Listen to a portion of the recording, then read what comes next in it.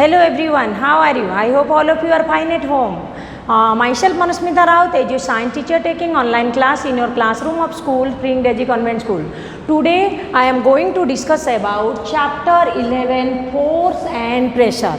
What do you mean by force? Force है क्या? What is force? Already you have learnt in the class of 7, 6. What is force?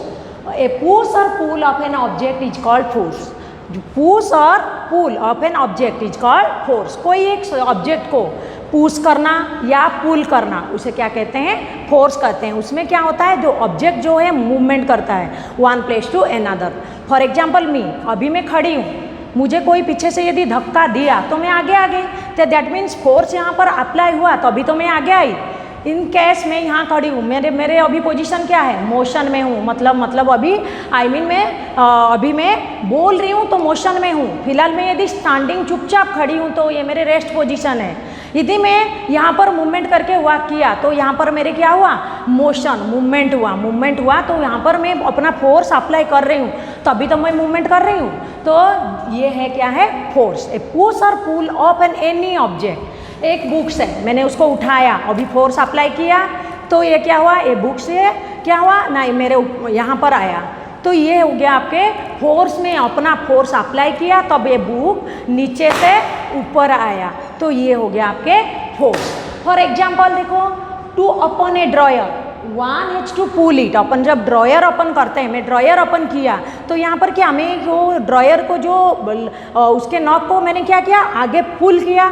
तो यहाँ पर है, यही तो है क्या है ना, फोर्स के एग्जाम्पल हमने ऑलरेडी डिस्कस कर लिया.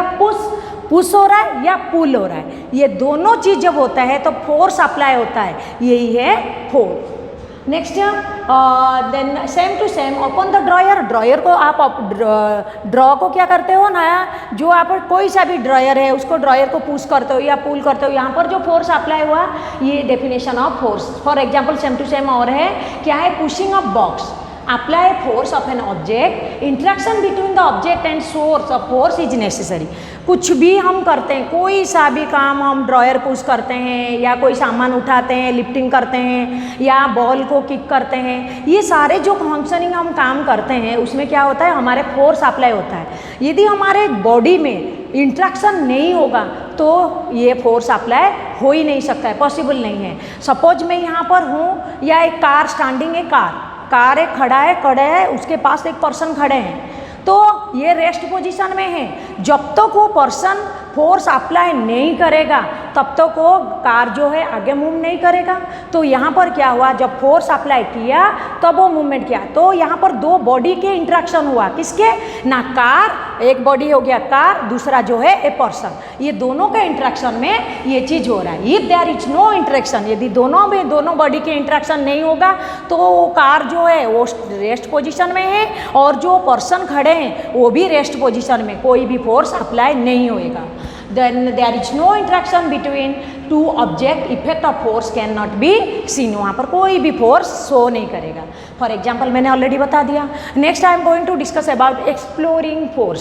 सेम टू सेम यही है, उसमें हम कैलकुलेशन करेंगे फोर्स क्या अप्लाई हो रहा है और वो अप्लाई जो हो रहा है, वो अप्लाई जो किया जा रहा है उसमें रिजल्ट में हमें क्या मिल रहा है? For exploring force. For example एक game of tug of war, आपने सब ऑलरेडी, आप सबको पता है, ये मज़ा भी आता है खेलने में, बहुत मज़ा आता है. हाँ, एक रस्सी होता है, लंबा रस्सी, टग ऑफ वार यही तो होता है, एक रस्सी होती है और उसमें कुछ पर्सन जैसे सेम टू सेम देते हैं, यहाँ पर 4% तो उधर भी 4% खींचते हैं और जिसके फोर्स ज़्यादा अप्लाई होता है उस तरफ और रस्सी आगे खींचते ही है तो वो विनर बनते हैं. तो सेम टू सेम यही है. तो सपोज एक रग ऑफ वार में 4% इधर है और उधर 4% है, उसमें जब फोर्स अप्लाई, दोनों अपने जीतने के लिए कोशिश करते हैं कि कौन जीतेगा, कौन से टीम ए जीतेंगे या टीम बी जीतेंगे. तो टीम ए भी अपना फोर्स अप्लाई कर रहा है और टीम बी भी फोर्स अप्लाई कर रहा है. It's so that when one more than one force is applied in the same direction, एक फोर्स यदि अप्लाई हो रहा है सेम डायरेक्शन में, मैं इधर तरफ सारे अप्लाई कर रहे हैं, हम लोग यदि पावर ज़्यादा ही फोर्स अप्लाई कर रहे हैं, सपोज मैं यहाँ पर 6 न्यूटन फोर्स अप्लाई किया और वो लोग कर ही नहीं पा रहे हैं या 0 या 2 फोर्स अप्लाई कर रहे हैं, तो दैट मीन्स क्या है? मैं विनर बनूंगी क्योंकि मैं 6 न्यूटन फोर्स अप्लाई किया, तो यहाँ पर the total force is the sum of both the force. देखो total unit of force sum of both forces. Suppose मैंने 3 यूनिट्स डाला और सेम डायरेक्शन में मैं डाल रही हूँ, तो मेरा और 3 प्लस हो गया तो 6 यूनिट हुआ। तो यहाँ पर उस टोटल फोर्स कितना हुआ, टोटल में आ गया आपके 6 unit. Same to same when the two forces are applied over an object from opposite direction, दो फोर्स जो है अपोजिट डायरेक्शन में दोनों फोर्स अप्लाई किए, the total effective force is the difference of two force. यहाँ पर जो total effective force है डिफरेंस में आ जाएगा। सपोज मैं 6 और वो 4 अप्लाई किए, तो 6 माइनस 4 कितने हुए, देखो 6 जैसे ये है तो total magnitude of the total force, ये सपोज 4 यूनिट है, वो भी 4 यूनिट है। मैंने टीम ए 4 यूनिट अप्लाई किए और टीम बी जो है 4 यूनिट अप्लाई किए, तो टोटल में 0 हुआ। दैट मीन्स ये क्या हुआ, टाई हो गया ये गेम। ना वो जीते विनर हुए, ना टीम ए विनर हुए, ना टीम बी विनर हुए, किसी ने भी विनर नहीं हुआ। तो यहाँ पर अप्लाई 0 फोर्स अप्लाई हुआ, 0 फोर्स मीन टाई हो गया, वो गेम जो है ये टाई हो गया। नेक्स्ट टोटल मैग्नीट्यूड, यदि ये now if 1 person apply 6 unit, यदि टीम ए 6 यूनिट अप्लाई किया और टीम बी 4 यूनिट अप्लाई किया, तो कौन विनर होंगे, टीम ए ऑब्वियसली विनर होंगे। तो total magnitude 6 unit minus 4 unit then 2 unit. तो यहाँ पर सारे क्या हो रहा है, exploring force, thus the force will act in an direction of larger magnitude. यहाँ पर विनर कौन बने, तो टीम ए। तो यहाँ पर डायरेक्शन जहाँ जिसके लार्जर मैग्नीट्यूड ज़्यादा रहेगा तो ये विनर बनेंगे। Now I am going to discuss about a force can change the state of motion। एक फोर्स है, हाँ, जो क्या करता है ना, स्टेट ऑफ मोशन को भी चेंज करता है। कैसे करता है ना, when a force is applied it can bring about the following changes. क्या क्या चेंजेस कर रहा है वो हम एक पॉइंट्स वाइज हम पढ़ेंगे और मैं एग्जाम्पल के साथ साथ आपको समझाऊंगी। It can speed of the moving object, car standing है, मूविंग नहीं है, बिल्कुल रेस्ट पोजीशन में है। हम जितना स्पीड अप्लाई करेंगे कार उतने स्पीड में वेग में पर जो मूविंग करेगा। तो ये हो गया। या मैं साइकिल चला रही हूँ, मैं यदि अपना फोर्स बहुत ज़्यादा अप्लाई करूँगी तो साइकिल मेरे पहले ही जाकर बहुत ज़्यादा मूवमेंट करेगा और मैं हो सकता है मैं विनर हो जाऊँ। तो ये हो गया क्या है ना, जब हम फोर्स जितना हम अप्लाई करेंगे तो हमारे जो स्पीड है वो इंक्रीज होने लगता है। नेक्स्ट एग्जाम्पल, नेक्स्ट प्रॉपर्टी है, it can decrease the speed of an moving object. Suppose कोई मूविंग ऑब्जेक्ट आ रहा है या कोई साइकिल लेकर आ रहा है, मैं यहाँ से स्पीड अप्लाई करके या मैं अपना ताकत लगा के उसको रोक रही हूँ, तो यहाँ पर मेरे फोर्स अप्लाई के वजह से वो चीज़ रुका। तो यहाँ पर क्या हुआ, उसके जो फोर्स है डिक्रीज हुआ, कम हुआ। तो ये किस वजह से हुआ, वही फोर्स के वजह से। देखो एक फोर्स अप्लाई करने से मूविंग करने वो क्या है, मूवमेंट हो रहा है, स्पीड भी बढ़ रहा है। वही फोर्स अप्लाई करने से अपोजिट डायरेक्शन में, तो यहाँ पर क्या हुआ, स्पीड उसके कम हो गया, डिक्रीज हुआ। तो इंक्रीज भी हो रहा है फोर्स अप्लाई करने से और डिक्रीज भी हो रहा है फोर्स अप्लाई करने से। थर्ड पॉइंट देखो, it can change the direction of moving object, और ये जो डायरेक्शन भी चेंज हो जाता है। तो डायरेक्शन जैसे हवा जिस तरफ है, सपोज अपोजिट डायरेक्शन में मैं साइकिल चला रही हूँ, मेरे अपोजिट डायरेक्शन में हवा चल रही है, मैं कितना भी फोर्स अप्लाई करूँ लेकिन मैं आगे मूवमेंट नहीं कर पा रही हूँ, क्योंकि मेरे अपोजिट डायरेक्शन से क्या हो रहा है ना, हवा अपने फोर्स अप्लाई कर रहा है, जो फोर्स से मेरे फोर्स जो है वो वहाँ पर कम हो पड़ता है, कम हो जाता है। तो जिस वजह से मैं फोर्स अप्लाई करने से भी नहीं हो रहा है। तो यहाँ पर क्या हुआ ना, इट कैन चेंज, तो यहाँ पर डायरेक्शन भी चेंज होते जा रहा है। तो it can move a stationary object, और ये फोर्स अप्लाई करने से भी एक स्टेशनरी ऑब्जेक्ट है वो मूवमेंट हो रहा है।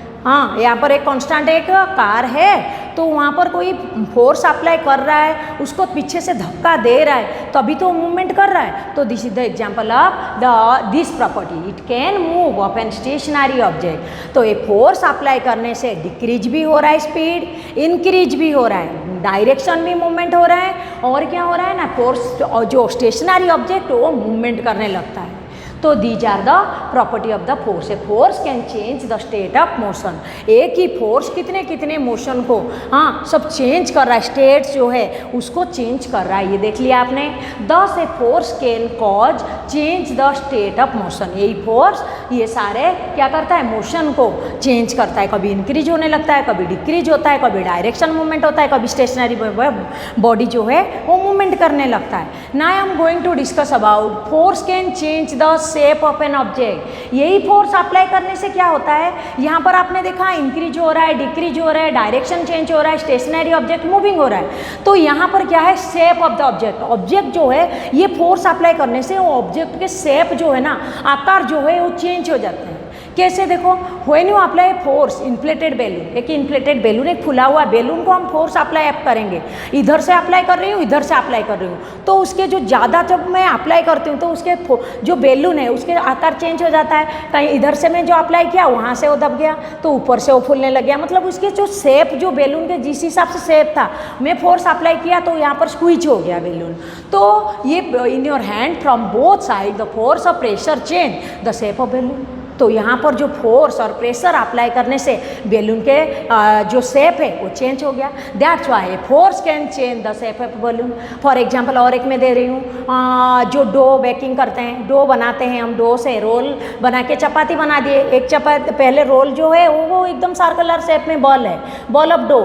फिर हम जब उसको रोलिंग पिन में हम रोलिंग करते हैं तो चपाती क्या हो जाता है, एक बहुत बड़ा गोल आकार हो जाता है। जो चेंज हुआ किस वजह से, हमने फोर्स अप्लाई किया, उसको रोलिंग किए तभी तो हुआ। तो ये भी किसके ना, ये फोर्स अप्लाई करने से शेप चेंज हो रहा है। जैसे ब्लैक स्मिथ है, वो क्या करते हैं, जैसे बुलॉक काट के क्या करते हैं, उसके चारों तरफ जो व्हील में जो रिम, आयरन के रिम डालते हैं। कैसे, जब हीटिंग करते हैं तो ये जो आयरन जो है एक्सपांड होने लगता है, एक्सपांड होता है तो इमीडिएट उसको उस जो वुडन रिम के अंदर, वुडन काट का जो व्हील है उसके अंदर वो रिम को फिट कर देते हैं। आप ये भी प्रॉपर्टी पढ़े हो। जब वो कूलिंग हो जाता है तब क्या होता है, वो कॉन्ट्रास्ट हो जाता है। तो जब कूलिंग हुआ तो कॉन्ट्रैक्ट होकर फिट हो गया। तो this is the example of force can change. यही फोर्स चेंज करने से चेंज हो रहा है, क्या हो रहा है ना, उसके शेप चेंज हो रहा है। बड़े हो जाते हैं फिर छोटे होने हो जाता है। तो ये फोर्स अप्लाई करने द से force can change the shape of an object. Force apply करने से मोशन जो है ऑब्जेक्ट होने लगता है, और फोर्स अप्लाई करने से जो ऑब्जेक्ट है उसके शेप भी चेंज होता है। Now I am going to discuss about types of force. Types of force, force के type, there are two types of force. What are these? Number one contact force, number two non-contact force. What do you mean by contact force? जो contact force क्या होता है ना, interaction between two object, दो object में interaction में जो होता है उसे कहते हैं कॉन्टैक्ट फोर्स। देखिए, force that comes into action after interaction between the object, जो टू ऑब्जेक्ट के अंदर इंट्रैक्शन से, कॉन्टैक्ट से होता है तो उसे कहते हैं कॉन्टैक्ट फोर्स। कॉन्टैक्ट फोर्स जैसे मस्कुलर फोर्स और है फ्रिक्शनल फोर्स। मस्कुलर फोर्स ना the force that exerted by muscles, muscle के एक्शन से होता है उसे कहते हैं मस्कुलर फोर्स। बुलक को खींच के लेकर जा रहा है, हॉर्स कार्ट, ये हॉर्स जो खींच के लेकर जा रहे हैं वो अपना मसल पावर को क्या करते हैं, वहाँ पर शो करते हैं, मसल पावर के फोर्स अप्लाई करते हैं, अपना फोर्स अप्लाई करके बाय किसके द्वारा ना, मसल के द्वारा। इसको कहते हैं मस्कुलर फोर्स। किकिंग है बॉल, हम बॉल किक करते हैं तो हमारे जो बॉडी लेग जो है हमारे मसल पावर किक कर रहा है, तभी तो जाकर क्या हो रहा है, अप्लाई कर रहा है फोर्स, तभी तो क्या है, ball one place to another move कर रहे हैं। तो ये क्या है, मस्कुलर फोर्स में आते हैं, जो मसल के द्वारा हमारे बॉडी में, मसल के द्वारा, कोई मैं एक बाल्टी में पानी भर के उसको उठा रही हूँ, मेरे मसल हेल्प कर रहा है, फोर्स अप्लाई कर रहा है, तो ये सारे आ जाते हैं मस्कुलर फोर्स में। और फ्रिक्शनल फोर्स, फ्रिक्शन होता है the contact between two object, उन दोनों में जो घिस के जो होता है इंट्रैक्शन बिटवीन टू ऑब्जेक्ट, जो वहाँ पर टू ऑब्जेक्ट में बाय फ्रिक्शन, फ्रिक्शनल होता है, फ्रिक्शन से होता है, उसे कहते हैं frictional force. Frictional force, friction होता है जैसे मैं बॉल नीचे है, मैं यहाँ से किक करती हूँ, तो किक करती हूँ, जो ये जो बॉल नीचे गिर के वहाँ पर गया, तो यहाँ पर क्या है, जो अर्थ और वो जो बॉल के जो ऑब्जेक्ट, उसके ऑब्जेक्ट और अर्थ, ये दोनों के कांटेक्ट में one place to another move किया, तो यहाँ पर क्या हुआ ना, फ्रिक्शनल फोर्स। यहाँ पर कौन सा फोर्स अप्लाई हुआ, फ्रिक्शनल फोर्स। और जैसे फॉर एग्जांपल मैं देती हूँ, जो कारपेंटर होते हैं वो लकड़ी को घिसते हैं, अपना फोर्स अप्लाई, अपना बॉडी के जो फोर्स हाथ के अप्लाई करते हैं, और वहाँ पर जो मशीन और जो लकड़ी जो जिसको साफ करके एकदम शार्प एज बनाना चाहते हैं, तो उसको जब घिसते हैं तो यहाँ पर जो है अपना बॉडी के जो मसल और उसके मशीन, उसके साथ साथ जो लकड़ी, जो आपके पट्टा है या वुड है, जो करना चाहते हैं उसको करते हैं, तो यहाँ पर दोनों के फ्रिक्शन से होता है। तो these are the example of frictional force. Now I am going to discuss about non contact force. Non contact force क्या है? कॉन्टैक्ट फोर्स क्या होता है? बॉडी के कॉन्टैक्ट में होता है। नॉन कॉन्टैक्ट फोर्स बॉडी के कॉन्टैक्ट में नहीं होते हैं। Force that comes into action without interaction between two object. Two object के कॉन्ट्रैक्शन के बिना ही जो होते हैं उसे क्या कहते हैं? Non contact force. इसके जो फोर्स में मैग्नेटिक फोर्स आते हैं, इलेक्ट्रोस्टैटिक फोर्स आते हैं, ग्रेविटेशनल फोर्स आते हैं, ये सारे नॉन कॉन्टैक्ट फोर्स में ही आते हैं। अभी हम पढ़ेंगे मैग्नेटिक फोर्स क्या होता है ना। The force that applied by magnet, जो मैग्नेट के द्वारा जो फोर्स अप्लाई हो जाता है। जैसे मैग्नेट ले लो, उसमें हम लोहे के पिन यहाँ रखो और मैग्नेट को दिखाओ, देखो लोहे के पिन क्या अट्रैक्शन होता है, क्योंकि प्रॉपर्टी है मैग्नेट का कि मैग्नेट की प्रॉपर्टी है क्या होता है, जहाँ लोहे को क्या करेगा? अट्रैक्शन करेगा। तो अपोजिट वो क्या है? अट्रैक्ट करके अपने पास खींच जाता है। तो ये हो गया magnetic force. Electrostatic force by electric द्वारा, जो two charge body to one charge body to another charge body to exerted by electrostatic force. ये क्या है? इलेक्ट्रोस्टैटिक फोर्स के द्वारा ही होता है। जैसे आपने नॉर्मली घर पे भी यूज करते हैं डे टू डे लाइफ में, जैसे हम कंघी करते हैं, बाल हमने कंघी कर दिया, वो कॉम को लेकर आओ, छोटे छोटे टुकड़े पेज रखो और उस कॉम को दिखाओगे ना, तो देखोगे ये जो है जो पीसेस है पेपर के पीस को वो कॉम क्या है? अट्रैक्ट करेगा, चिपक जाएगा उस कॉम में। क्यों? क्योंकि हमने जब रबिंग किया यहाँ पर तो क्या हुआ? यहाँ पर हमारे चार्ज बॉडी चार्ज हो गया, मतलब वो जो कॉम जो है रबिंग किया तो उसमें चार्ज हुआ और ये चार्ज होने के बाद ये जो ऑब्जेक्ट को वो अपने तरफ खींचा, तो यहाँ पर वो अप्लाई हुआ कौन सा force? Electrostatic force. Gravitational force. Gravitational force क्या होता है ना? द फोर्स एक्सर्टेड बाय अर्थ, जो अर्थ एक्सर्ट करता है जो फोर्स, उसे कहते हैं gravitational force. For example earth already आप सब कुछ जानते हो, जो बाय ग्रेविटेशनल फोर्स में कोई भी कितना भी हैवी ऑब्जेक्ट हो, कितना भी स्मॉल ऑब्जेक्ट हो, एवरीथिंग जो भी हो, पृथ्वी में एक माध्याकर्षण शक्ति है, एक ग्रेविटेशनल फोर्स है, जिस वजह से क्या होता है कोई भी चीज़ ऊपर जाता है ना वो नीचे ही गिरता ही है। फॉर एग्जांपल एक मैंने चौक फेंका, देखो कितना भी मैंने फोर्स अप्लाई किया लेकिन वो कभी कुछ समय के बाद वो नीचे ही आया। ये किस वजह से हो रहा है? ये एक शक्ति है जो अपने तरफ खींचता है, अर्थ अपने तरफ खींचते ही हैं, तो ये है ग्रेविटेशनल फोर्स। ये ग्रेविटेशनल फोर्स के वजह से क्या होता है? हर चीज़ नीचे आता है। जैसे फ्रूट फॉलिंग होना, फ्रूट तो ऊपर है, वो फॉलिंग के ऊपर क्यों नहीं जाता है? ऊपर नीचे क्यों आता है? Due to gravitational force. ये ग्रेविटेशनल फोर्स के वजह से होता है। मैंने अभी चॉक थ्रो किया, वो चॉक ऊपर जाकर कहीं रहा नहीं, क्यों? नीचे क्यों आया? Due to gravitational power. Earth में क्या है? एक ग्रेविटेशनल फोर्स है, जिस फोर्स के वजह से हर चीज़ ऊपर, टाइम लगता है, कुछ ऑब्जेक्ट आप जितना फोर्स अप्लाई करोगे उतने सेकेंड के अंदर वो नीचे ही आएगा, लेकिन आएगा ही जरूर ड्यू टू ग्रेविटेशनल फोर्स। आज मेरे टॉपिक इतना ही है। नेक्स्ट जो टॉपिक है मैं नेक्स्ट वीडियो में दिखाऊंगी। Bye bye, see you again, have a nice day.